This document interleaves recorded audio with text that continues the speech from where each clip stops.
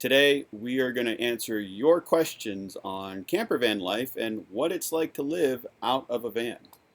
And if you're wondering, Leo's right here. Maybe he'll make a cameo. We'll see if he cooperates. All right, Kait is going to do the moderating. She has all the questions. She is watching your chat, so if you have questions, let us know. Do you regret the decision to go from a 29-foot Class A motorhome towing a Jeep to a 20-foot Class B camper van? No. So the reason we wanted to go down to a camper van was we always go to places like national parks and these little towns or these gorgeous locales, and you roll in there with a Class A. You have to find a place to park the Class A, unhitch the Jeep, drive around to make sure you can fit in places. With the camper van, it's our daily vehicle. We can fit in a standard parking spot. We can go anywhere we want with it. The only limitation we've had are like underground parking garages. So we just find another place to park if that's the case. So no, we don't regret going small whatsoever. Yeah, I think my favorite thing so far, especially going through national parks or on scenic drives, is I see an overlook and we can pull right in. Usually it's really short, really small, and we can fit with the Class B. Yeah, and we've learned that you live out of a Class B, you don't live in it. So while we may not have the room of the Class A, all we have to do is slide open that big side door, walk outside, and we've just expanded our living room. The world is our backyard. All right, what's next? Next question. Would you go shorter or longer with your next Class B van? We could definitely go shorter. We have looked at the Heimer 1.0, which is about a foot or so shorter than ours, and we could definitely rock that. We would not want to go any bigger though, or at least not a lot bigger, because the 2.0, which is 20 feet 8 inches, I believe, is just long enough to fit in a parking spot. Any longer, we'd be overhanging and it might just get in the way. Plus, we really don't need the extra room. We're not using all of the storage we have on the Active as it stands. That's true. All right, next question. What do you think about the bathroom so far? Have you taken a shower? I think you need to answer that one. We get a lot of questions about the wet bath in our camper van. So there is a cassette toilet and a shower. It works well for us, and we have not taken a shower because we joined a national gym. And whenever we're in a big city, we can go to the gym, get a workout, and take a shower there. The nice thing about doing that is the shower is bigger, since in the camper van, the wet bath is very compact. There's not much room to move around. So we much rather get a workout in and get a shower at the gym. But the nice thing is we do have the option to take a shower. We do a lot of boondocking out in the desert, on Forest Service land, and after a few days, we have to look at each other and say, it's time for a shower. So we do have the option to shower in the camper van. We just choose not to. And the other thing I think people have been asking a lot about too is our cassette toilet. While we only use it for number 1, we have the option to use it for 1 and 2. And let's be clear, we have used it for number 2. Yes. So we know it works well. But for the sake of saving tank space and for a very quick, easy dump, we choose to use it only for number 1. But the option is there. Yeah, that's purely our choice. Yeah. And since I'm dumping for the whole year, I came up with the rule, so we're sticking to it, right? What's next? Next question. Have you seen any similar sized RVs with slides that you consider? No, so a big thing for us was that we didn't want RVs with slides. Yeah. Well, that was my big preference during the entire downsizing process. I prefer not to have slides. My thinking is, 1, we don't need the extra room, but also one less thing to break on the RV. But we did look at other RVs as a consideration. So we looked at the Travato with the rear bath. We also looked at the Leisure Travel Van Wonder on the Ford chassis with the Murphy bed. But that is a Class C, so it's bigger than what we were looking for. And we also looked at custom. Yep. But unfortunately, with companies like Sportsmobile and some of the other custom van build companies, the lead time was, 6 months to a month and a year and a half. and the cost was significantly higher. Yeah, and a lot of people have also asked, why didn't we just build out our own van? It would have been, they say it would have been better. You could have done whatever you wanted. I think one of the big reasons we didn't is we didn't know what we needed in a van. So coming from a house to a Class A, we know we wanted to go smaller. We understood the systems, but we didn't know, how much room did we actually need in the van? There's also a lot of work and engineering that goes into putting together a home-built van, and we just weren't quite there yet with all the systems and everything to understand it. But who knows? Maybe our next van will be 100% Russo built. I don't know about 100%. We can't build the chassis. Well, true. Yeah. Okay, next question. How do you deal with being off level when street camping or camping in general? Great question. So when we first started out with the van, we used all of our leveling blocks under the tires to get as level as possible. We even used our little easy level that we used to have in the Class A to make sure we were level. And we found that it's really not necessary in our Class B camper van. We don't have the propane fridge, so we don't have to be level. And we found that actually being a little low on the passenger side, because when we sleep, our heads are on the driver's side, it's actually kind of nice. So what we do is when we're street camping, we try to find as level a spot as possible. If we can't, we move on and we go elsewhere. Because we have found a few places where we've parked and we've just been too off level to, sleep or work comfortably. And after a while, you start to feel a little motion sickness if you're too off level, at least for us. It was a very strange experience. But we have tried sleeping all directions in the van to figure out the best and most comfortable position for us. And what we've come to realize is we sleep east-west, that's side to side, and our heads are on the driver's side. Kait sleeps on the edge of the bed. I sleep on the very back. So because I always go to the bathroom before I come into bed, Kait goes much earlier than I, so most of the time we're not crawling over each other. Most of the time. Plus I get up earlier. It works out well. Okay, next question. How do you find the ride compared to the Class A? The ride is definitely a lot better. Driving the Heimer or the ProMaster chassis, it's like driving a large RV, or not a large RV, a large SUV, and it's actually quite comfortable. There is some road noise and stuff inside, but I think that's to be expected. But overall, very happy with the ride quality.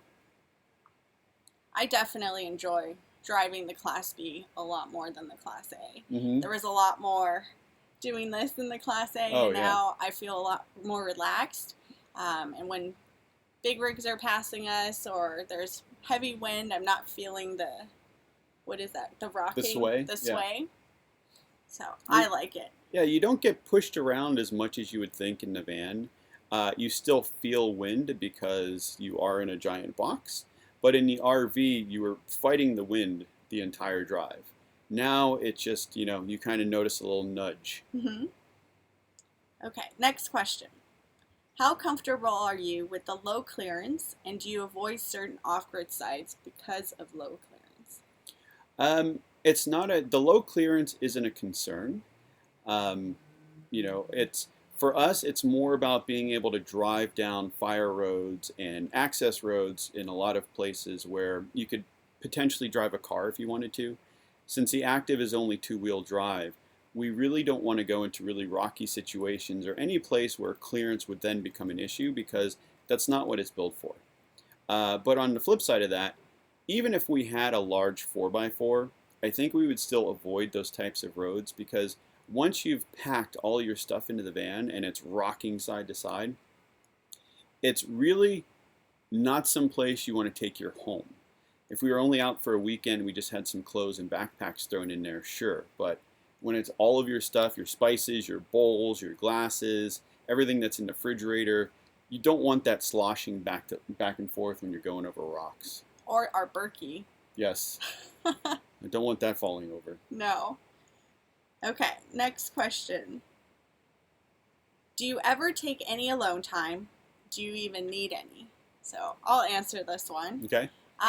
No, we don't need the alone time, and we don't purposely build in alone time. We know people who do that. And I think, don't get me wrong, living out of I need my space. living out of a Class B, we're arm's length away from each other pretty much at all times. So the space sometimes can get tight. We'll bump into each other. And that's when we sort of go back to we're living out of the camper van, not in the camper van. So we put our lawn chairs out, we sit outside. But I think when we first transitioned to living out of the camper van, it took quite a while for us to adjust to each other and ourselves living out of such a small space. And you have to keep in mind, we work together full time. We live together full time, we travel together full time, and we have Leo. So there are a lot of factors, and we certainly get on each other's nerves, and we'll get annoyed at each other. And I think some of you guys have seen that come across in some of our videos. We're filming day to day now, so you see what you get, and some days we're just not jiving well, but we don't build in that alone time. So 99.99% of the time, we enjoy being around each other. And I'll add to what Kate said about a lot of the comments we've gotten is to, things feel a little bit more stressed now with you two. Like Kate said, you are seeing us on a day-to-day basis. Before we got the Class B, we would actually go out, we'd have something in mind that we were going to shoot, we walk through whatever it was, we turn ourselves on, do the video, and then we go back to our day-to-day life. But what you're seeing now is, the way we feel every day. And, we might be off, we might be in a bad or funky mood, or we might be in a great mood. So you're going to see it all, and that's, hopefully it's coming through, and you guys get to see, what it's like day to day. Have you experienced any negativity from anyone for being a full-time camper nomad? No. Everyone we have met in person have been really supportive, and a lot of times they really admire what we're doing, or they're looking to do something very similar, and we really enjoy meeting people on the road. The only negativity we've received is on YouTube, actually. So we've gotten more negative comments now than we have before, and that's really the only negativity we've experienced. And while we don't respond to all the comments, Joe reads all of them. I no longer read all the comments because I don't handle the negative comments as well as Joe does, but we do read them. So for those of you who do leave comments, we really appreciate it. All right, next question. How do you like the new Class B? And if you could change anything, what would it be and why? Oh, interesting. Yes, I really like the new Class B. I'll let Kate answer for herself as well. I actually think I would go without a bathroom. Since we're showering at the gym, we use the toilet for number one. We could easily get away with a porta potty type thing. Even the cassette toilet works out really well. It's just fixed in one position. So I think something along those lines, even going as far as maybe a composting toilet, if we wanted something for dual capacity. But I would like to have that space for more storage or just more moving around. The bathroom is kind of extra. It is extra. Yeah. And I think I would get rid of the sink in the bathroom too. Yes. So we just use the sink in the kitchen. And my other thing is the bed that we have in our Class B is 75 by 73. Something 75 by 73 or 72. Yeah. And it is much bigger than what we need. So I would probably go with a smaller bed. Yeah.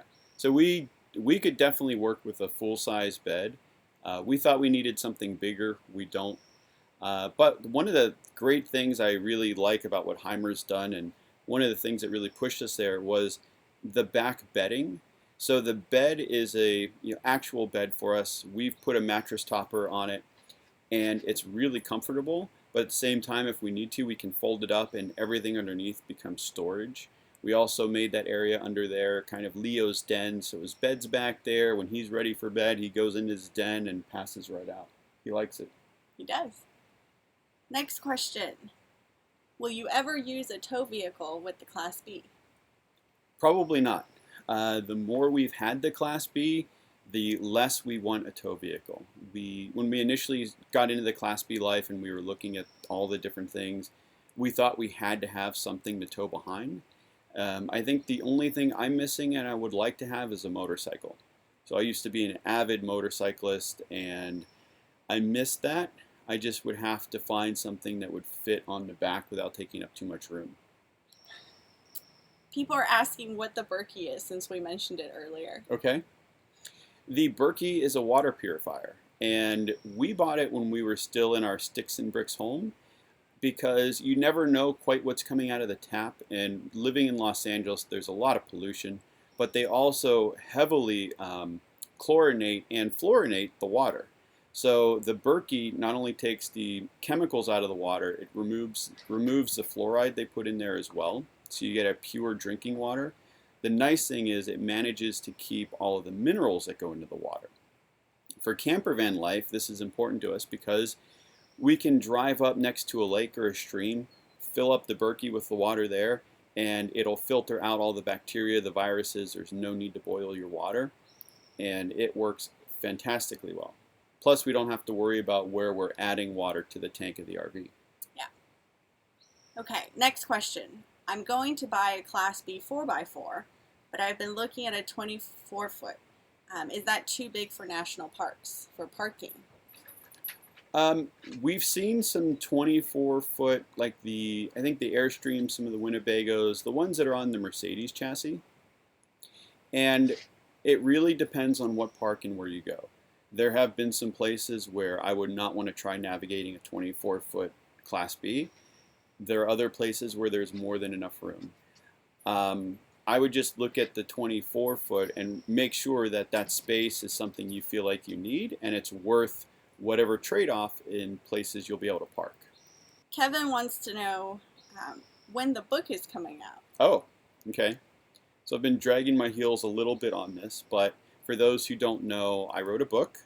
The name of the book is called Take Risks, and it's about the 2 years that Kait and I spent planning and coming up with the whole idea to live life on the road and everything we went through to go from being 9 to 5 corporate, living in a house, doing the daily grind to getting on the road. And let's see, I just finished the last edit, so that's all done. I'm adding photos to it so you guys can kind of see the progression over time and all the stuff that we were doing, the different RVs we were looking at. And I'm hoping that as soon as I get that done, we'll put it up on Amazon. We're going to do a pre-order for everyone, so we'll let you know when that happens. But I'll do a reduced price on the pre-order. Once it launches, it'll be probably available most platforms. So I'm hoping to have it published in about 30 to 60 days. Someone asked, would a camper van be a good fit for a student? He's a sophomore in college and is thinking about living on campus. I will give you and everyone else watching this the same answer that I give anyone who asks us if this is the right RV. It's really a personal choice.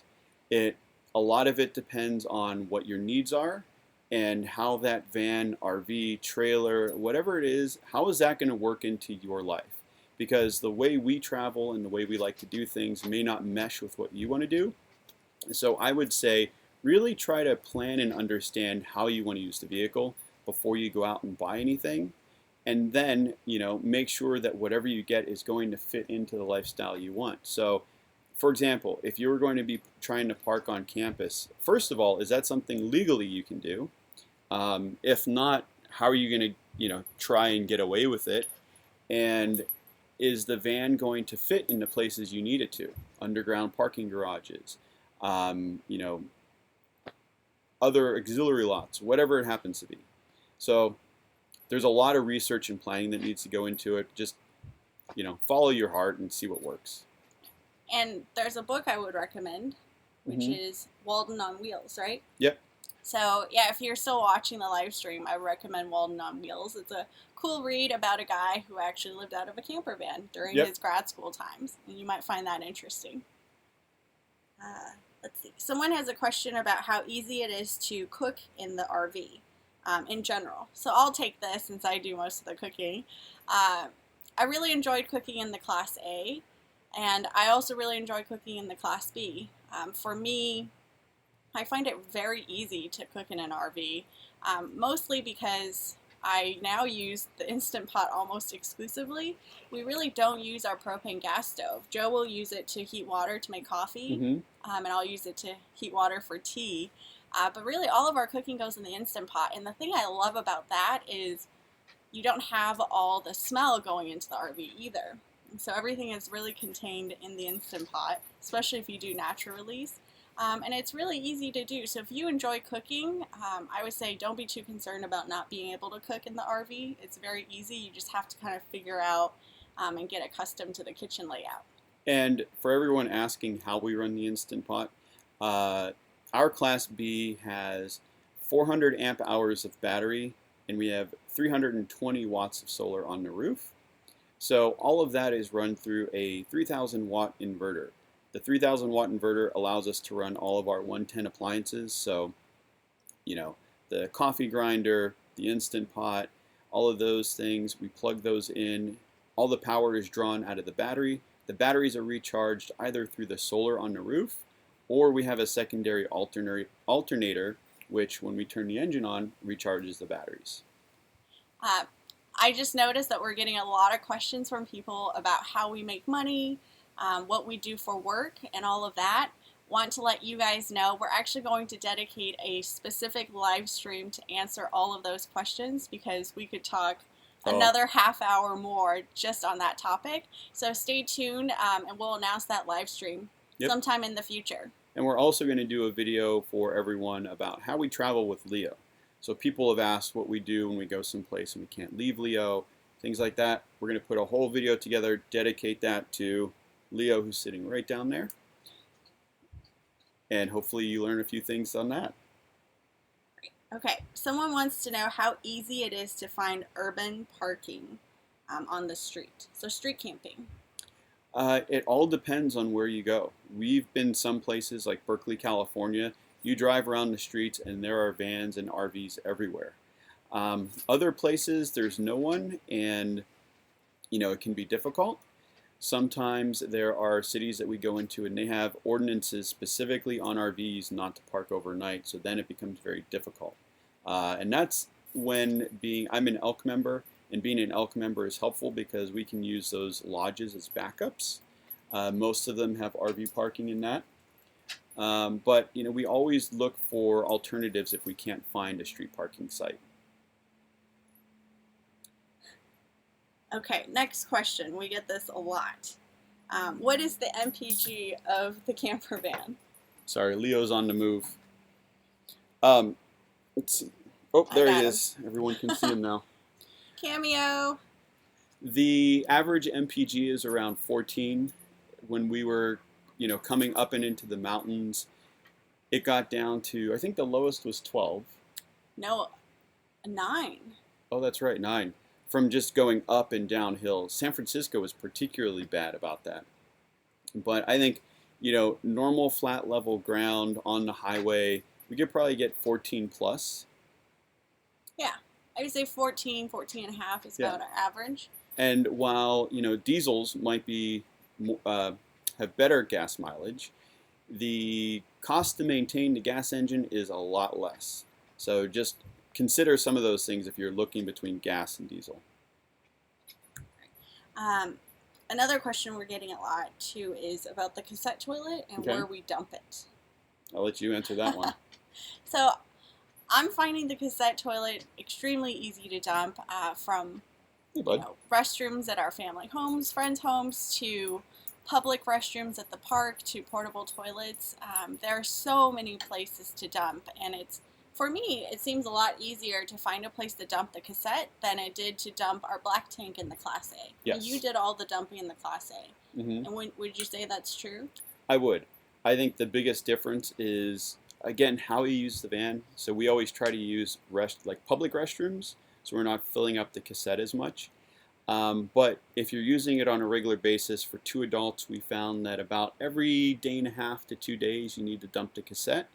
Whereas the 60-gallon black tank on our Class A, we could go for 10 to 14 days. And the reverse of that is it's a lot easier to find a place to dump a cassette. When you have to dump a black tank, a lot of times you have to find a specialized dump area. And going along the lines of cassette toilet and using the restroom, people want to know where we go to the restroom when we're wild camping. We dig a hole and go in nature. Yep. Just follow the rules for dispersed camping, and yeah. You'll be good. Makes it easy. Okay. Do you have solar? We do. I mentioned earlier we have 320 watts of solar, which if we're not running the air conditioning or a lot of appliances, it does more than good enough a job to recharge the batteries. So we found if we're using the Instant Pot on a regular basis, if we turn the AC on, TV, things like that, we could probably go about 4 to 5 days without having to run the engine. If we cut back on our electric usage a bit, we could pretty much go indefinitely. Yeah. Okay. A lot of people are asking if we're going to go to the East Coast, Midwest, down South, which relates to the question of how do you decide where to go? Oh, interesting. One thing I've noticed with a lot of our viewers is some of you have only tuned in to see our Camper Van Life series. What you may not know is that we're actually coming up on 2 years now of living on the road full time. That first year and a half was spent in a Class A where we just went like gangbusters, went across the country, started in Los Angeles, wintered in Florida, summered in the Midwest, went through with Wisconsin, and we saw 22 states in that year and a half. We're trying to slow things down a little bit this year and embrace the pace, but it's really the weather that drives us from one place to another. We were looking at going up into Flagstaff and places like that, but noticed it was just going to be too hot, so we decided we're coming up the coast, go up through Oregon, see a bit of Washington maybe, and then maybe cut across over to Idaho. But as I tell people all the time, our plans change week to week, and a lot of that again is based on the weather, forest fires, other events that are going on that tend to steer us in one direction or the other. Yeah. Okay, let's see. Oh. Mm-hmm. And I also want to thank everyone who have offered to let us use their driveway for driveway surfing, because that also kind of helps dictate where we're going. If we know we have a lot of friendly people in the area, we might go there as opposed to another place where we know no one. Okay. A lot of people want to know how long we plan to live this lifestyle. We haven't planned. I think when we were doing the whole 9 to 5, planning was a big part of our lives, and once we've gotten out on the road, we've realized that we'll put the planning on the back burner. We kind of have a general idea of what we want to do, but we really have no end date. I think it's more about how we feel and when we're ready to get off the road and do something else. Okay. All right. Final question, which we've gotten a lot. When can we see a tour of the van? Well, we've been waiting to answer that question until we've had enough time to really go through the van. I think we've gotten there. And for us, we really wanted the walkthrough to be educational, show you how we're using the van. And in a moment, you'll hear what we're doing next week, which will kind of help answer this question. But I think it's coming up pretty soon. Oh, there's a van tour coming up. Don't worry. I just didn't want the tour to be one of those things where I'm like, oh, look, a switch. I have no idea what that does. Next time, join us as we go wild camping and we show you what a day in the life of a camper van is like. Thank you guys so much for watching. We really appreciate you guys tuning in from all over the country and around the world. If you enjoyed this video, don't forget to like it, subscribe to the channel, and there is a little bell you can click on so you can get notifications of future videos and live streams. And of course, if you're new to the Camper Van Life series, you can click somewhere around Joe's head and start from the beginning. And thank you guys again. We'll see you next Wednesday. Thanks for watching, guys. Thank you for all the questions.